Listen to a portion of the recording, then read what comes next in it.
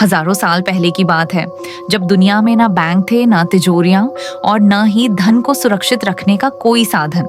उस समय इंसान के पास अगर सबसे कीमती चीज थी तो वह था सोना, चांदी और सिक्के।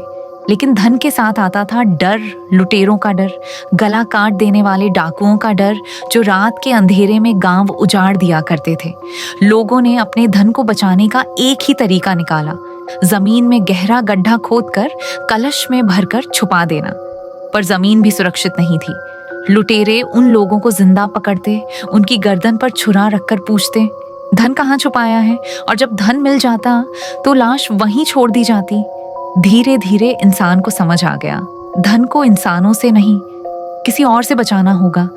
तभी जन्म हुआ तंत्र बंधन का। कुछ सिद्ध तांत्रिकों ने एक भयानक उपाय बताया, तंत्र बंधन।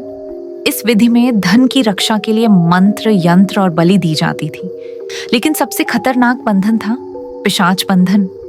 यह कोई साधारण आत्मा नहीं थी, यह वह पिशाच था जो बोली मांगता था। कहा जाता था, अगर कोई उस धन को निकालना चाहता है तो पिशाच उससे बोलेगा, जो मांगूंगा दे सकोगे, और अगर मांगी हुई बोली पूरी ना की जाए तो पिशाच धन नहीं, जान ले लेता था। अब आते हैं वर्तमान में। यह कहानी है एक छोटे से गांव की, जहां सड़क बनाते समय एक पुराना पत्थर का चिन्ह मिला।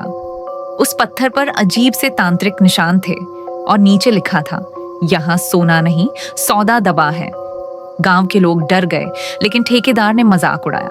रात को जेसीबी से खुदाई शुरू हुई। जैसे ही मशीन का पंजा जमीन में धंसा, अचानक हवा ठंडी हो गई, मशीन बंद हो गई और उसी गड्ढे से कलश की टन टन की आवाज आने लगी। पहली मौत एक मजदूर ने लालच में कलश निकाल लिया। रात को उसने घर में कलश खोला और उसी पल उसके कान में किसी ने फुसफुसाया, बोली दे। अगली सुबह वह मजदूर अपने ही घर की छत से लटका मिला। उसकी जीभ कटी हुई थी। सच का खुलासा गांव के बुजुर्ग ने बताया, ये जगह कभी एक सेठ की थी जिसने अपने पूरे खजाने को पिशाच बंधन से बांध दिया था। बोली में उसने मांगा था। हर 100 साल में एक आवाज मतलब इंसानी जुबान। अंतिम दृश्य आज भी उस जगह पर रात के 12 बजे जमीन से आवाज आती है।